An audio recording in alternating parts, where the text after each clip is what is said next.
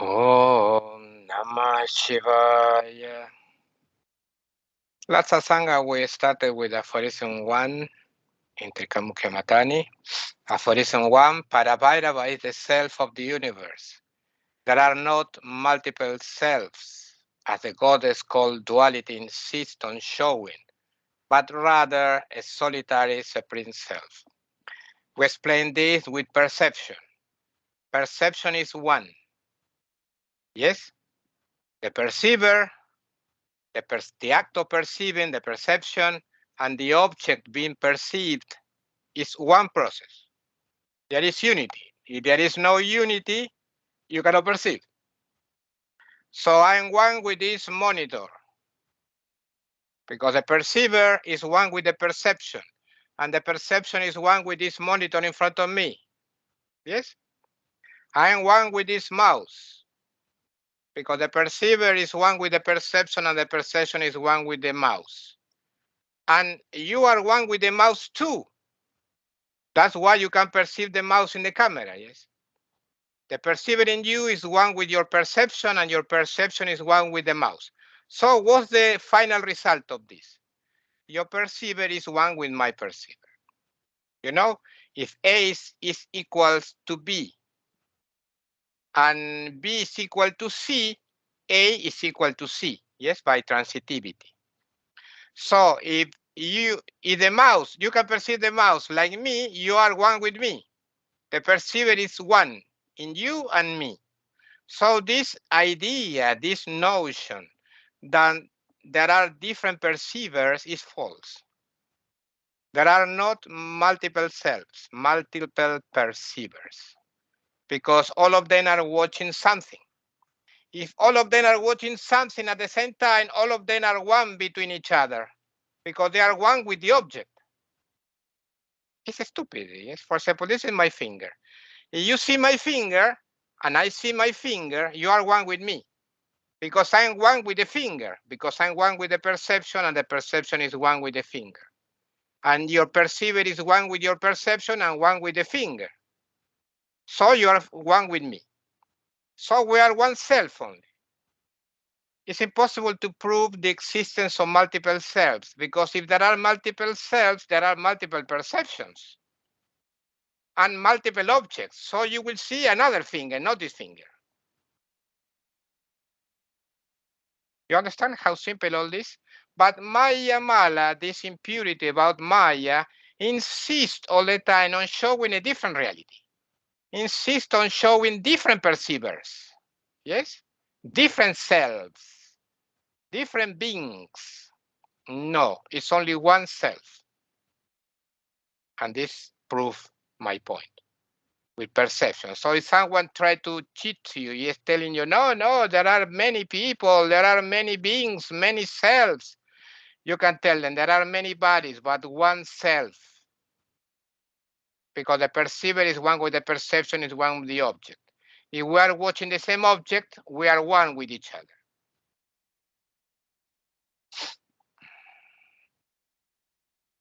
The person continues to discuss, dismiss that person because it's useless. Don't discuss with fools. Okay, so we're speaking next after this, we're speaking about the void, telling that the absolute void is impossible. I was watching a video about that science is now saying that there is no absolute nothing. Science, modern science, are now stating that there is no absolute void, absolute nothing, because there is all the time someone watching. This that modern science is discovering today, less or at this time, was discovered centuries and millennia ago by the Shiva sages. That there is no absolute nothing, because there is all the time someone. You say, I'm watching a void. Yes, you are watching a void. So it's not real void, because you are there. This is a stupid thing, yes, but most people don't understand this. It's incredible. That's why Buddhism just continue with this, and I spoke about Nagarjuna. Nagarjuna wrote in scripture, people like us, we don't know, people like us don't know what is this, so we call it a void. So Kshamaraja say, people like you don't understand what is that, why to call it a void. Instead, go to a proficient guru who knows what is that, this reality, watching the void, and learn from him. It's better, yes, than to try to create a philosophy based on a false statement. There is another problem with this in the book, with the theory that the highest reality is really an unconscious void. Who is perceiving the void? It cannot be another void, or the thing will start to become even more nonsensical than before, because one void perceives another void, a lot of void, yes, ad infinitum, forever. The answer is simple. Parabhairava is perceiving the void. And who is Parabhairava? You. But he's not a void. For Parabhairava to be a void, he should be an absolute void. That is a void that cannot be perceived by anyone else. Because if someone can perceive it like a void, at that very moment, the void is not absolute anymore. Because there is someone again. However, it's impossible to prove the existence of an absolute void because there is always someone, Parabhairava. You cannot remove the perceiver. Try to remove the perceiver. In all your experiences, you have the perceiver in you. And this perceiver is you. So there is always someone over the center, is perceiving the void. It's like opening the door to an empty room and say, there is nobody. Yes, there is nobody but myself. In the same way, Parabhairava has been contemplating the void for long, and there is for sure nobody there but himself. If someone says that an absolute void is the highest reality, then one should ask that person about how did he come to know that? How? Even if he said that such a teaching was passed on to him by his teacher, and his teacher received it from his own teacher, and so on into remote past, there was someone that was contemplating the void even millennia ago, maybe Siddhartha Gautama Buddha, yes? And that person who contemplated the void was Parabhairava again. So it's not an absolute void, but another mere void like that of deep sleep, when one does not dream about anything. For the void to be really absolute, nobody should know it. But this is impossible. Consequently, the foolishness called the void as being the highest reality is rejected. I will be speaking about this stupid void in my explanation of the aphorisms 17 and 18. For now, it's enough. So there is no absolute void because of the constant presence of the perceiver. Try to remove the perceiver and you will see that it's impossible. Impossible. It's like trying to step on the head in your shadow. When you try to step on the head of your shadow moves and you cannot step on it. Impossible to remove the perceiver. This is not my teaching, it's the teachings in scripture. Yes. There is another foolish idea that is prevailing even in religions, that to be saved, one has to go to heaven. They state that this going to heaven is real liberation. This is in Christianity, yes. Another stupid idea that is challenged a little and falls like an autumnal leaf. As the highest reality is one, it has to be homogeneous. If there were the least lack of homogeneity, you know what is homogeneous? Uniform, the same everywhere. If there were the least lack of homogeneity in him, then there would be room for another. Because, there is less of Parabhairava here. So someone else can enter this place, yes, and fill the gap, fill the space left by Parabhairava. For example, one could say that the body is one, but that inside it there are several types of organs, all of them different. Yes, if Parabhairava is like the body, so inside Parabhairava there can be different realities too inside him. But Parabhairava is not like a body. He's completely uniform. The body is not uniform. It's different density in different parts of the body. Nonetheless, one cannot use this analogy with Parabhairava, with the highest reality, because he does not have parts that are different from other parts. He's Nishkala, without parts. Nishkala, without kalas.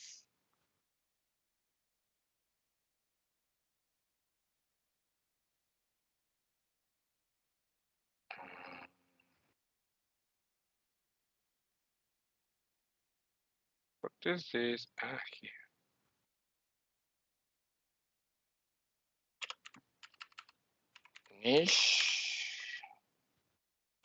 Nishkala.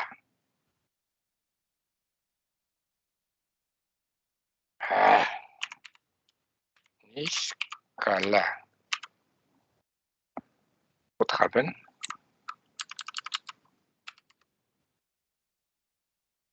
Wait. Here.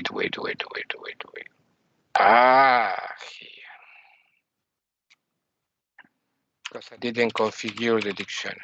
Because I was reinstalling Windows. Nishkala. Inarticulate, without parts, undivided. So Parabhairava is Nishkala, is undivided, is without parts. See? Nishkala. Now and then I prove like this my speaking because people not knowing Sanskrit can say, oh, this guy maybe is cheating me, like, telling me anything. He has no parts. That's why you cannot say that you are serving Parabhairava. I'm a servant of Parabhairava. I'm a Parabhairava Dasa servant. No, because he has no parts serving other parts. So this question about serving is only important in duality, but not in non-duality. In non-duality, nobody is serving anyone. Why? Because you are Parabhairava. You cannot serve yourself. This is what the dualistic theories insist on showing, but it is not true. If he had some parts that were different from other parts, then there would be difference in him, and this is impossible to prove. You cannot prove that there is this difference in him, because when something appears, it's him again. For example, you can say, in my body there is this hand. Yes, but in Parabhairava you cannot say this because all is him. So there is no part of Parabhairava that is different from another part. That's why you realize Parabhairava right here and right now or never. You don't have to go to India, for example, to Varanasi, the sacred city, to Shiva, yes, to realize Shiva there. No, you don't need to do this. Shiva is here, Parabhairava is here. If he's not here, like in Varanasi, he's not Shiva, he's not Parabhairava, he's another limited being.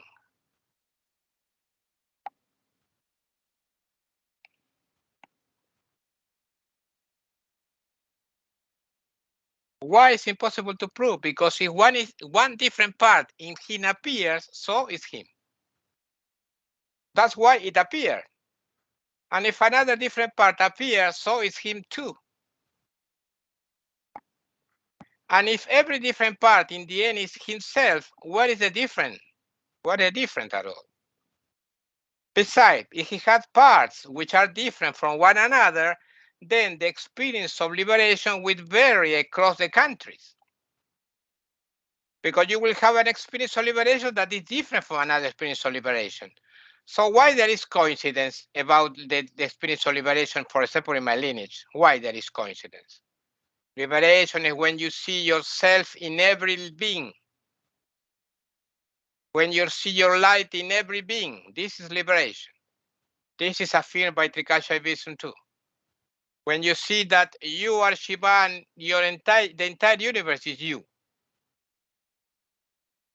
So if everybody is different from each other, the sweet baby Liena will have a liberation that will be different from my liberation. This is nonsensical. Or the little baby will have a little liberation because she's little. In the past, I thought like this. I thought that myself was smaller than the self of Swami Muktananda, my guru. I'm not joking. When I was a beginner, I thought like this. Myself is smaller. So my experience with the self will be smaller than his experience with the self because he's higher. Anyway, in the world of devotion, your guru is all the time greater than you. In the world of devotion between disciple and guru. In my lineage, your guru is all the time greater than you. This is about devotion. When you speak, you can never say that your guru is like you. If you say this, you are a false disciple. False disciple. It's like this in my lineage. That's why they say in my lineage, oh, guru, I increase my size to embrace you like my equal. But when I did it, I discovered that you were higher than me all the time. So I increased my spiritual size to embrace you, oh Guru, like my equal. But at that time, I realized that you were higher than me. This is the teaching in my lineage. Anyway, yes, you are one with the Guru. But when you speak, your Guru is greater than you. This is told by my lineage. This is my teaching. For example, I cannot tell you that Swami Muktananda is like me, for example. No, he's greater than me all the time. Bhagavan Nityananda is greater than Swami Muktananda and greater than me, obviously. My Trika Guru Lakshmana Ju is greater than me, not even equal. I cannot say I'm like him. If I do this, I'm breaking the statement, the teaching in my lineage. You understand me? The same for you. If you someday start to tell people that you are like me or you are greater than me, you are a false disciple. I won't believe you. It's false. Okay. This has happened like this for centuries and millennia, from guru to disciple. That's why, for example, Paladeva is considered to be greater than Somananda, his father and guru, yes? But in the eyes of Paladeva, his father and guru was greater than him. You understand me? And Utpaladeva, in the words of Abhinavagupta, was greater than Abhinavagupta. Despite you can say now, oh, Abhinavagupta is greater than Utpaladeva. You can say, but he all the time spoke about Utpaladeva like someone greater than him. Because this is the way of devotion in guru-disciple relationship. And it's a mystery, it's a secret.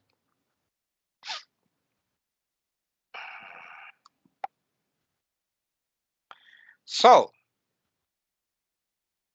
if liberation is different across the centuries and across the countries because there are different beings, so, for instance, Scotland, if you will be getting liberation in, for instance, Scotland, and I would be getting liberation in Russia, so there will be a Scottish liberation and a Russian liberation.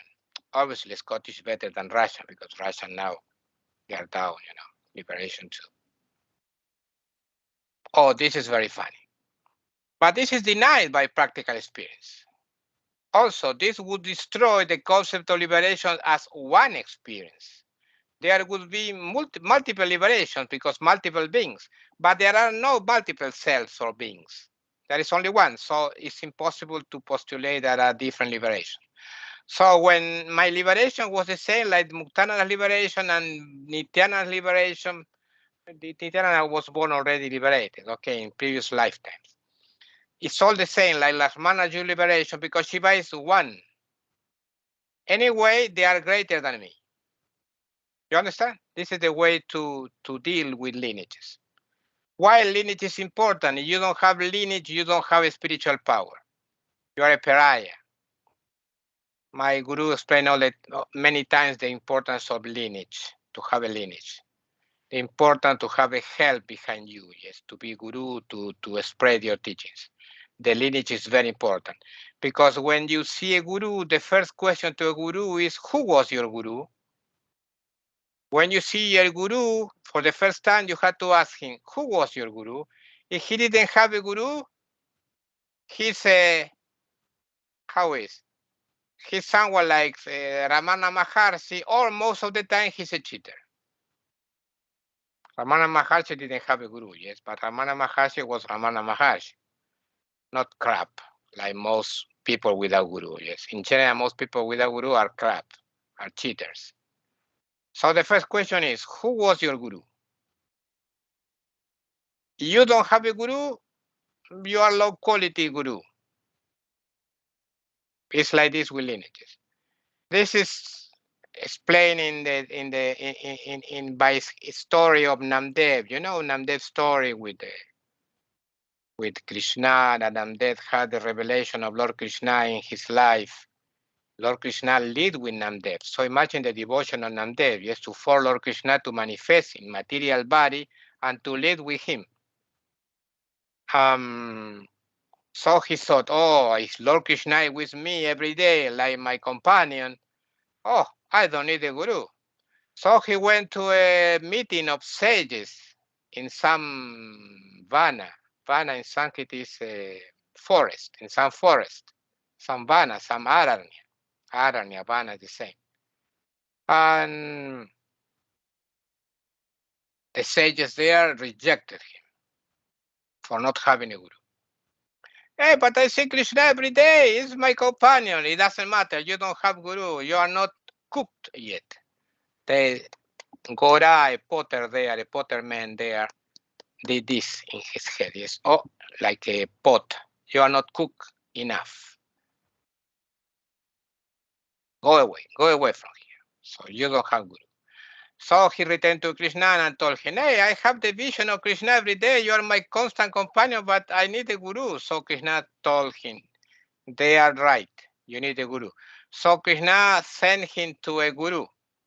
I don't remember the name of the guru, Janardana, something like this. So he went to the guru in some village. I'm there. It's a long story, yes, I'm simplifying.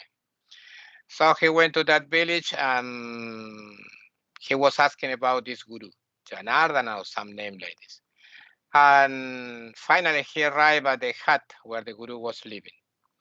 And he saw the guru for the first time sleeping, taking a nap with his feet on a Shiva linga. You know, this phallic form of a Shiva linga, yes, with his feet on the Shiva linga. So he thought, my God, such a disrespectful guy. He has his feet on the Shiva linga. What a shame. So he shook, yes, past tense of shake. He shook the guy, yes, wake up. What happened? What happened? Look at you, you have your feet on the Shiva linga and sleeping. Oh, sorry, please, I'm very old, I cannot move my feet by myself. Please help me, move my feet to another position. So Nandev moved the feet to another position and the Shiva linga rose from the ground to support his feet again. So he moved the feet to another position and the Shiva linga rose from the ground again to support his feet. So he stopped moving the feet, yes? So he said to himself, oh my God, this guy, maybe he's a real guru, yes. Because Shiva linga appearing all the time. So this was his guru. So when he finally moved to this meeting of sages in the forest, and the potter, Gora, approached him and knocked like this, tap his forehead, yes, and he said, now you are well cooked, yes, you are cooked enough. You have guru. So he was accepted. So this is the importance of having a guru. Gurus not having a gurus, they are mostly cheaters or they are real sages but with a spiritual stature of Ramana Maharshi. Yes. But in general, they are cheaters. In general. There are special cases where without guru you can do this, but they are so rarely seen these cases, yes, that most of the time they are cheaters. You have to study every case in particular one by one. Okay, so I cannot affirm that all of them are cheaters, but in general they are cheaters. In the book I wrote, someone could say that there are effectively different kinds of liberation across the different philosophical schools in India. For example, there is liberation in Sankhya system, which is different from liberation in Buddhism, etc.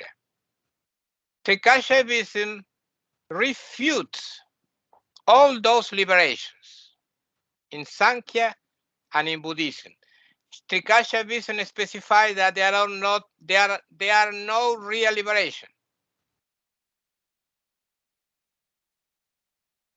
By showing that there are no really liberation in the full sense of word. Liberation, according to Trika, happens when you obtain his absolute freedom. There is no other liberation apart from this. So to dwell in a void, yes, like in Sankhya, like in Buddhism, yes, it's not real liberation. This is proved by rational analysis. For example, Somananda did so in his Shiva Drishti, and Kshamaraja himself did so in his writings too, to reject liberation in other systems.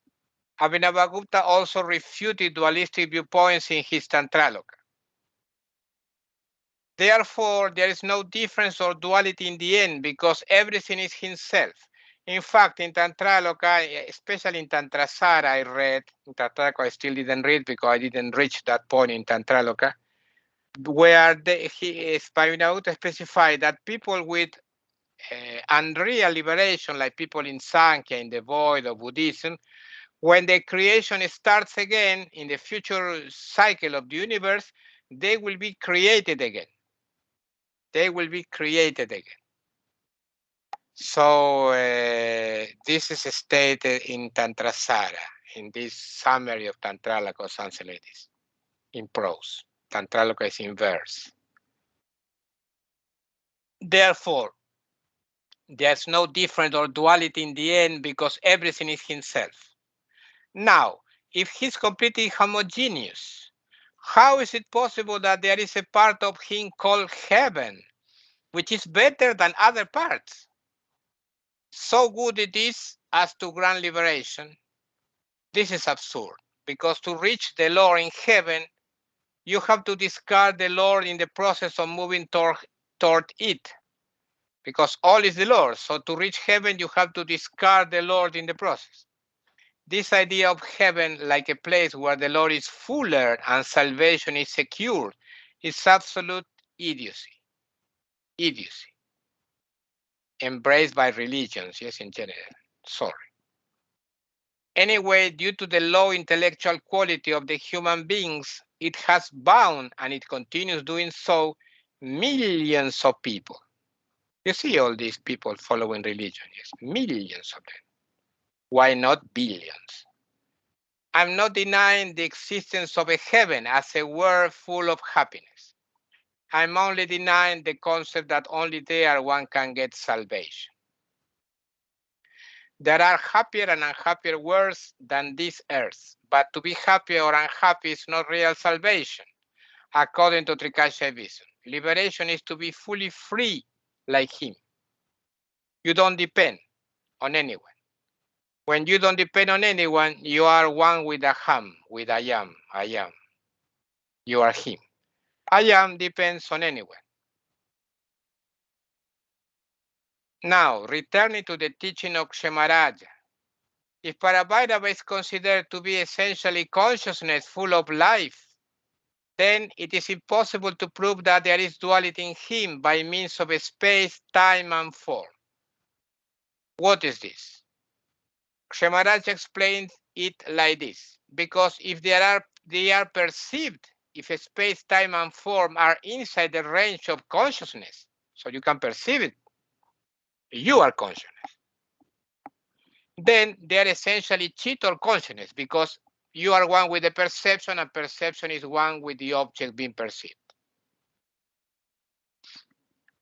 But if they are not perceived, if they are not inside the range of consciousness, you cannot perceive them because they are out of your range of consciousness. Being devoid of chit, being devoid of you, the perceiver, they would be unreal. You don't care about them. If space, time, and form appear, if they are perceived, then they are Parabhairava, the highest reality. And how can they prove duality in Parabhairava if they themselves are Parabhairava too? However, if they do not appear, how could they be said to be real? If they don't appear now, most of the world is unmanifest for you, yes? You don't see the rest of the world. So how can you say that all that is real? It's unmanifest, it's unreal. It exists, but not like an object fully manifest, but like a possibility only. All this black thing is behind you. Why? Because Parabhairava is real in the full sense of word. If something is not appearing, then it's not Parabhairava or real. The rationality of this analysis is total. Then one cannot say that the self has different natures, different Parabhairavas. Anyway, someone could postulate that the appearance of mala, impurity, which will be spoken about later, makes the doctrine of duality be true. But this is not so. Why? Because mala or impurity, arnava mala, maya mala, karma mala, all these impurities, because mala appears in the human being. And if it appears, it's Parabhairava again. Because you are one with the perception and the perception is one with the mala. And so you are one with mala. So Parabhairava is mala again. The same reasoning again. For this reason, there is insufficiency of means to establish the doctrine of duality. You cannot establish the doctrine of duality because you are one with the perception and the perception is one with the object. You tell me, no, I'm not one with the object. So you are not one with the perception. So how can you perceive? You perceive? Yes. So you are one with the object because you are one with the act of perceiving, the perception. Shiva is one with his Shakti perceiving and is one with his Shakti, the object. So all the process is one. Yeah, that's one you can perceive. For example, you cannot say, I was biking in the park like me 2 days ago, yes, or 3 days ago. And at the same time, I wasn't one with the park. You cannot say this because if you were not one with the park, you couldn't bike. Because to bike, you need to be one all the time with everything in order to bike well, or you will fall all the time. You understand this stupid thing? It's so stupid, but people don't understand it. Next, Shamaraja specifies, even though there is existence of mala or impurity prior to liberation, it's impossible to postulate the doctrine of multiple beings, as there is cessation of that mala in the state of mukti or final emancipation.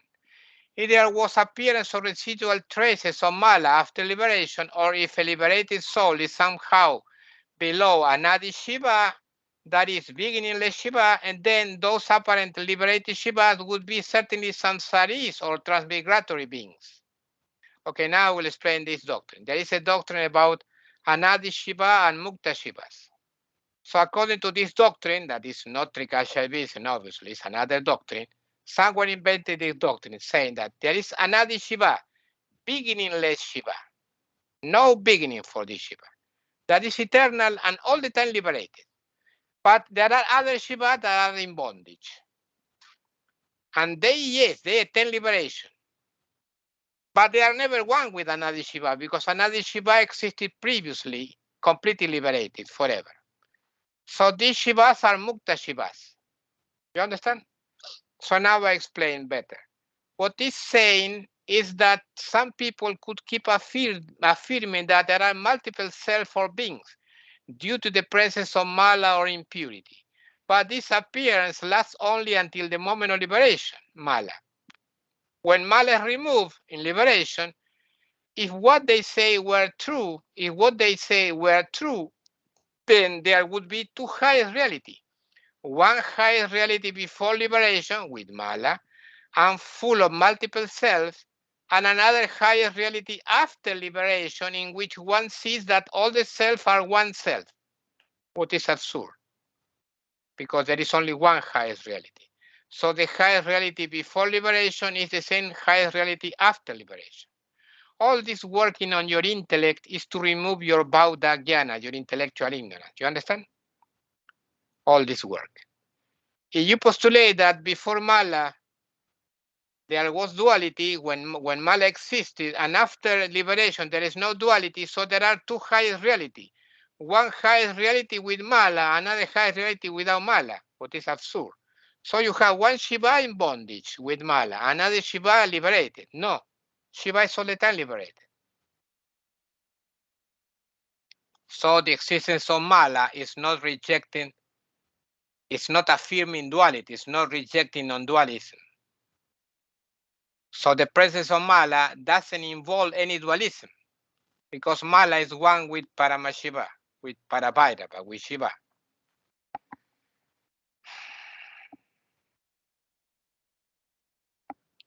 As this duality between one Paramashiva, one Shiva before liberation, another Shiva after liberation, this duality is philosophically and practically untenable. You cannot maintain this viewpoint because of unity of Parabhairava. So it's firmly rejected. Again, someone objecting could say that even after liberation, there are residual traces of Mala in order not to divide the highest reality into one highest reality with Mala before liberation and another highest reality without Mala after liberation. But if there is Mala after liberation, so this Shiva is not really Mukta Shiva. It's again samsari with bondage, with Mala again. So it's stupid. You understand? So all these Mukta Shivas are again in bondage. So they are not really Mukta liberated.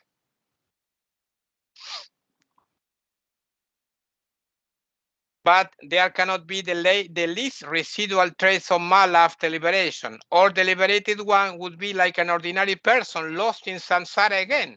So for what you need liberation? Liberation from what? From Mala. If you continue with Mala, so what is this? And he would be a transmigratory being as the others. So what kind of liberation is that? It's another type of bondage in the end. Finally, Kshemaraja says something very strange about beginningless Shiva and liberated Shivas. Now I will explain. What is this? There is a crazy theory that tries to explain liberation and bondage again dualistically. According to this theory, there are two kinds of Shiva. One type is an Adi Shiva. Adi is beginning. An-Adi, without beginning, beginningless. An-Adi Shiva, beginningless Shiva. And the other is Mukta Shivas, liberated Shivas. The latter, Mukta Shivas, are Shivas who became Shiva after attaining liberation. Before they were not Shivas, they were someone else. You see how crazy all this?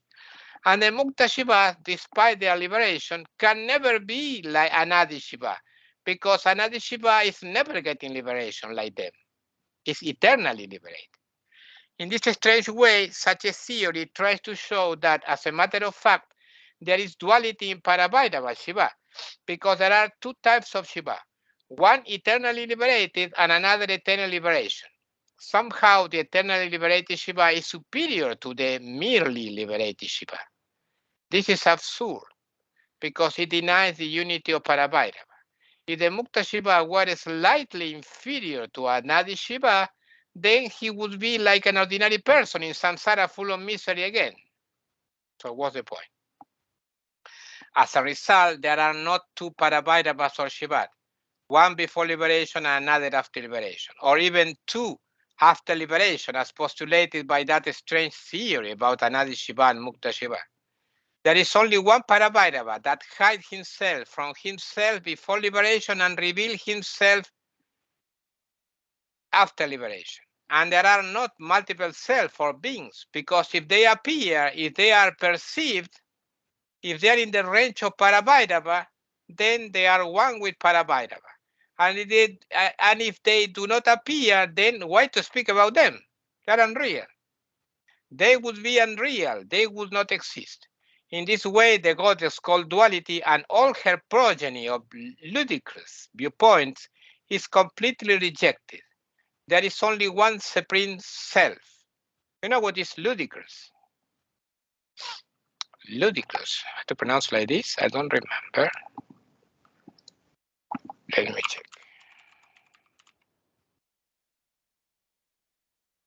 Ludicrous. It's a British. Ludicrous. In Spanish, ridículo. In English, ludicrous or ridiculous. In Russian, Нелепый, смешной. смехотворный. Смехотворный. Нелепый.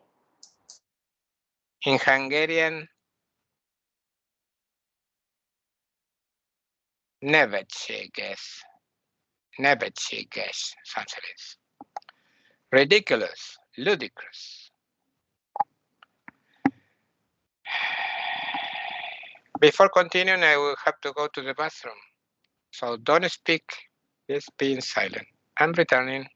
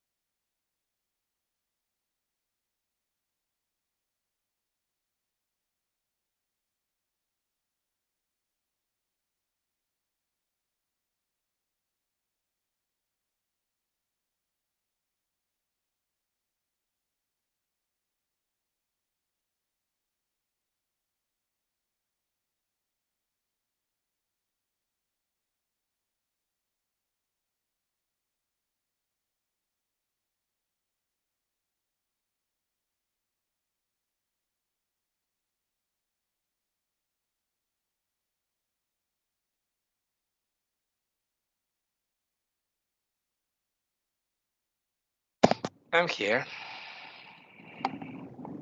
A lot of liquid today, but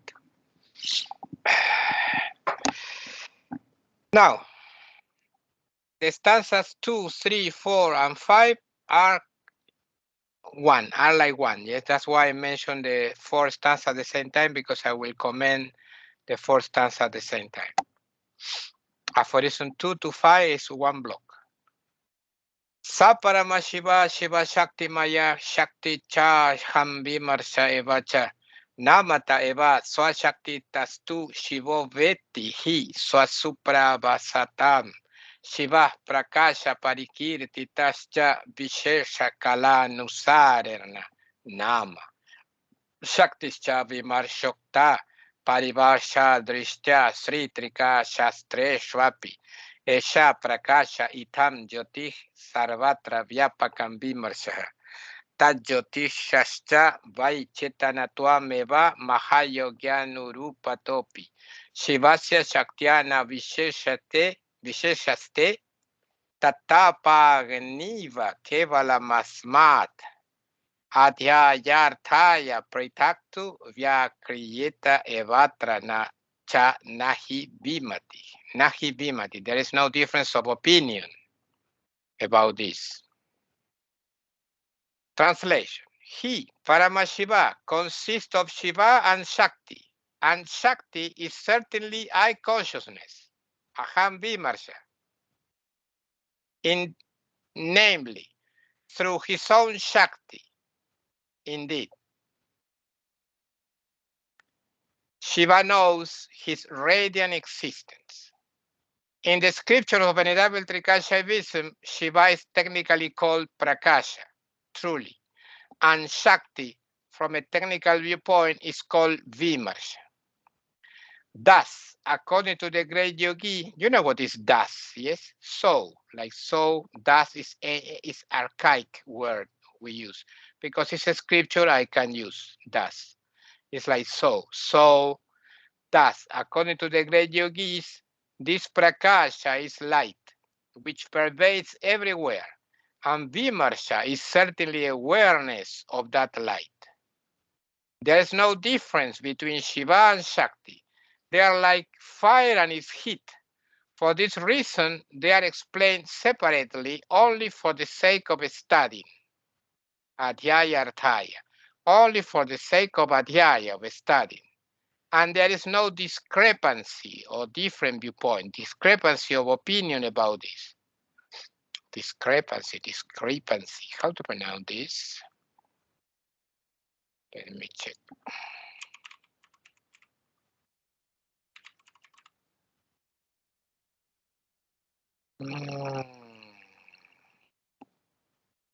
Discrepancy. In Hungarian, healthy it is. In Russian, Nisatviestvie. Okay.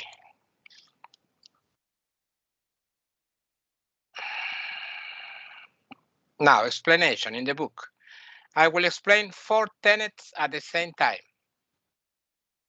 because they are closely related to each other. So stanza 2 to stanza 5 in one block. Paramashiva is Parabhairava, as I explained before.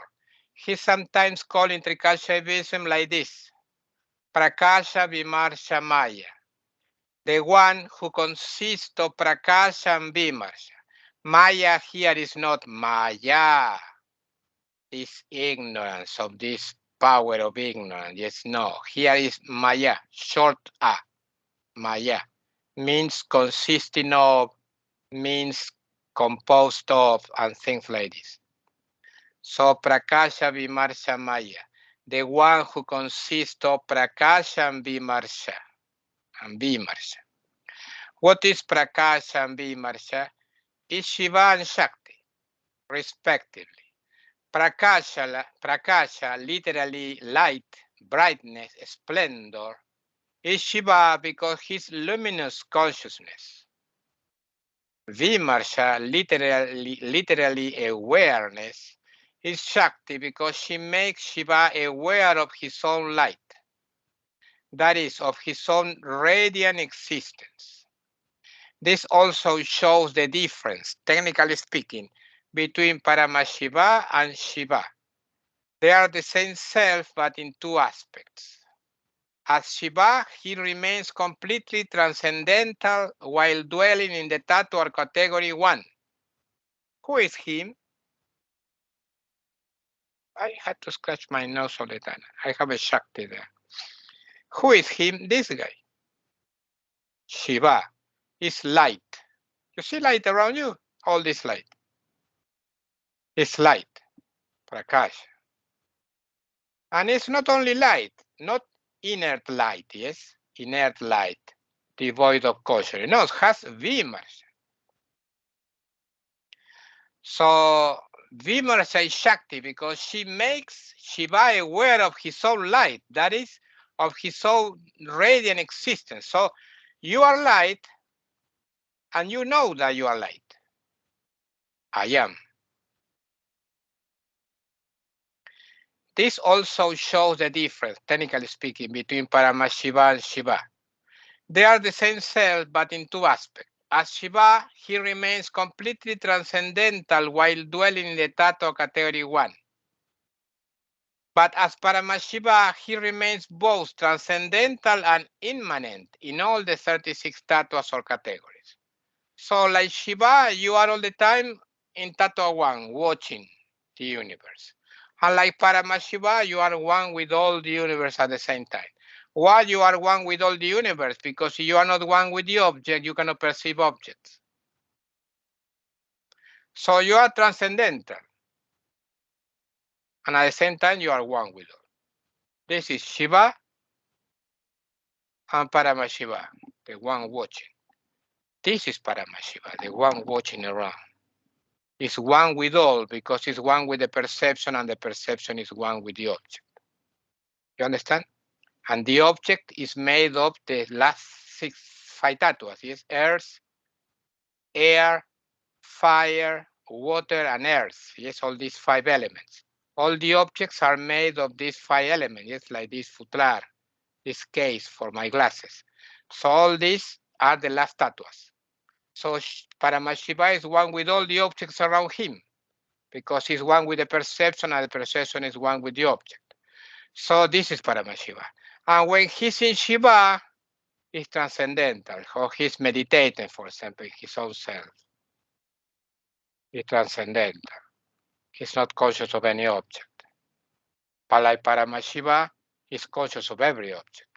That's why liberation is not in Shiva. It's in Paramashiva. You are not only liberated there when you are meditating on him, unless when you open your eyes, you are in bondage again. No. You are liberated even with the eyes open in Paramashiva. When you are conscious all the time that this is related to you, everything is clear. When you start to think that Shiva and Paramashiva are some guy far from you, yes, no, it makes no sense. The activity called I consciousness, Shakti, is the primordial one. Without this first activity, in the core of the Supreme Self, I am, aham in Sanskrit, all the time, no other activity is possible because there would not be an I to contemplate it, First, you need an I, yes, some I, strong I there contemplating. Imagine your life without the presence of an I, not I, this, glasa, I, the, yeah, yes, yeah, I. Without yeah, without I, yes, without this show in Spanish, so there is nothing else. I do, but there is I first. I write, I read, I smell, all the time with I included. So I is the most important thing. That's why it's first. Aham, I am, I am.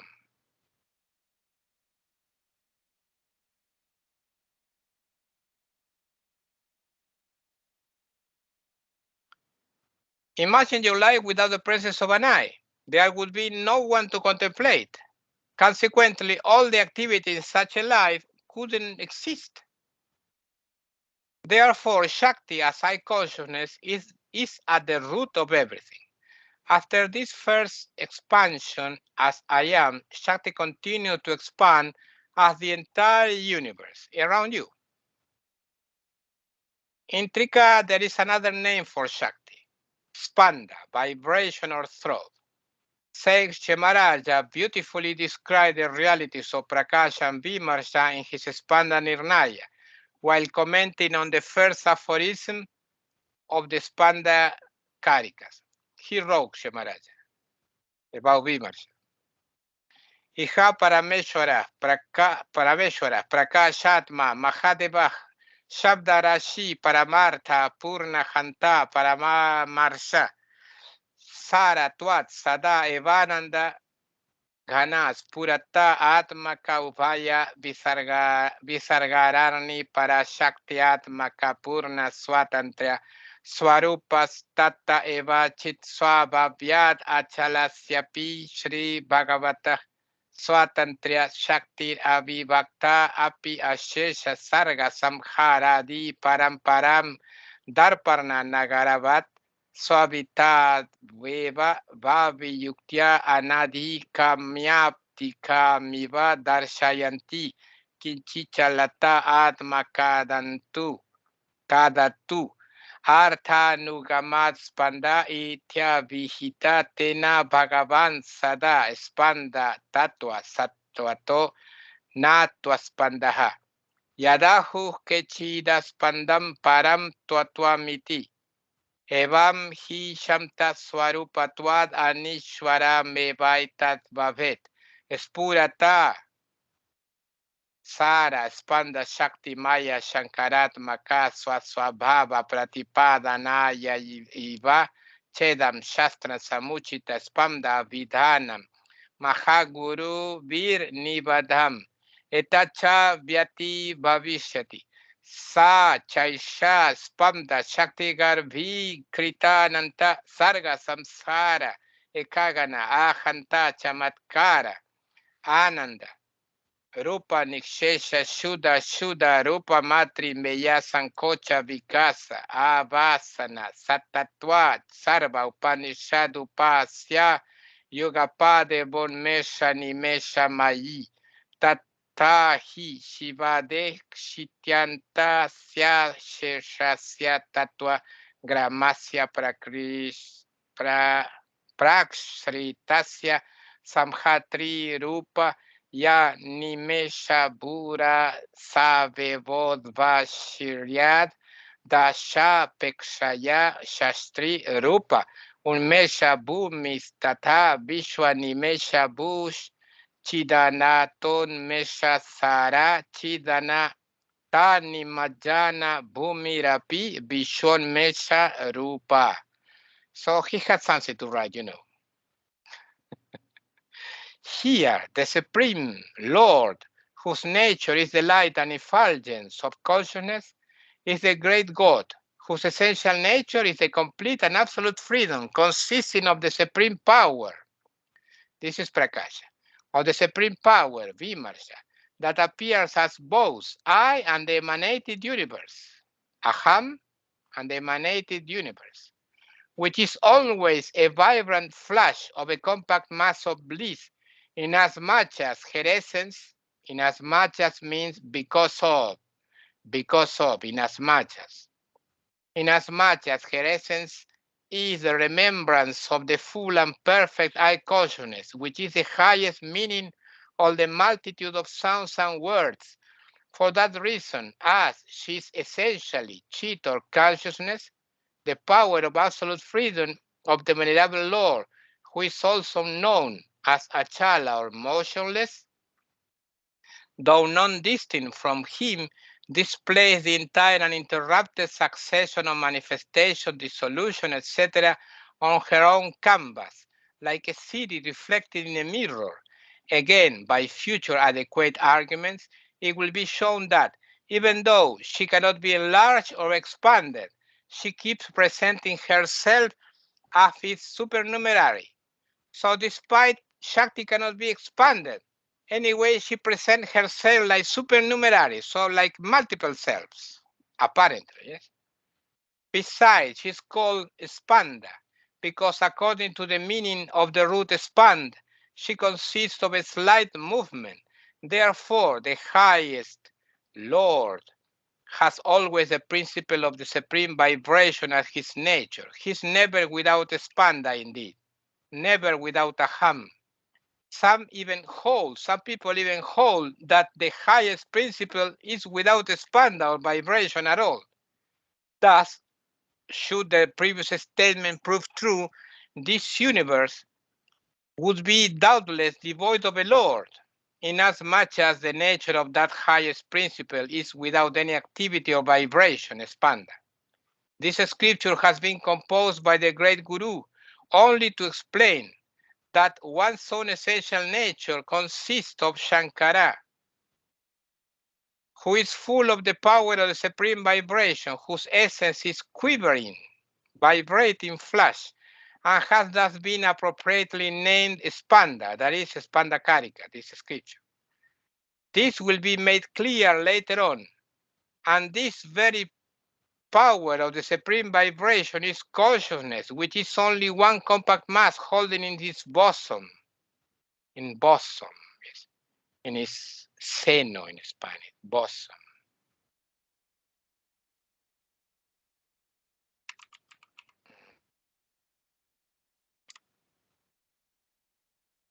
Bosom, Groot in Russian, Kebel in Hungarian. So all this is a compact mass holding in its bosom. endless manifestation and dissolution. She is eye-consciousness of the nature of the bliss arising from amazement, of all that is pure and impure, and of the flashing exhibition of contraction and expansion of subjects and objects. She is also simultaneously full of unmeshas and nimeshas. So he opens and the universe appears, and he closes and the universe disappears. It's all the time. When you wake up, the universe appears and the universe disappears when you go to sleep. So he's she's also simultaneously full of unmeshas and nimeshas and is to be revered by all esoteric doctrines, no doubt about it. As it has been said, that very principle of spanda, Shakti, constitutes the stage of nimesha absorption that brings about the withdrawal or dissolution of the whole previously manifested group of tattvas or categories. When you close your eyes for it. It's a nimesha.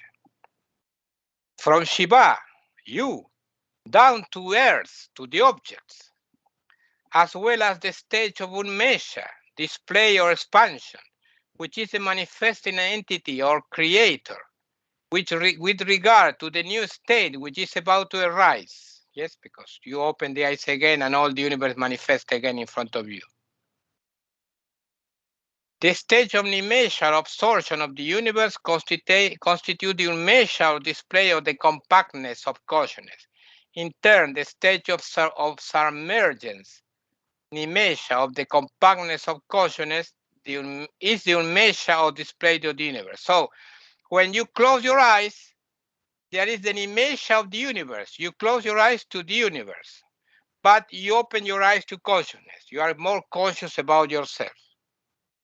And when you open your eyes, your consciousness about yourself is nimesha, is reduced, is closed.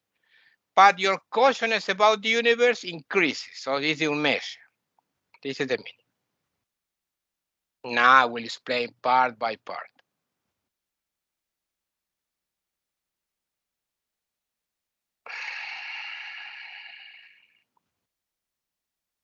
The Supreme Lord is Shiva. His light and effulgence of consciousness. That is Prakasha. The essential nature of Shiva is Swatantriya, or absolute freedom. And this absolute freedom is just his Shakti or supreme power. Translating it literally, supreme power, one arrives at Parashakti, the highest aspect of Shakti herself. This Parashakti, or simply Para, appears as eye consciousness and universe, such as I described before. And I continue to explain like this fragment of the commentary by Kshamaraja of Expanding Spanda Karikas. Next satsang, I will continue to describe this commentary by Kshamaraja and to explain in depth. So don't worry, I will explain little by little. For today, it's enough.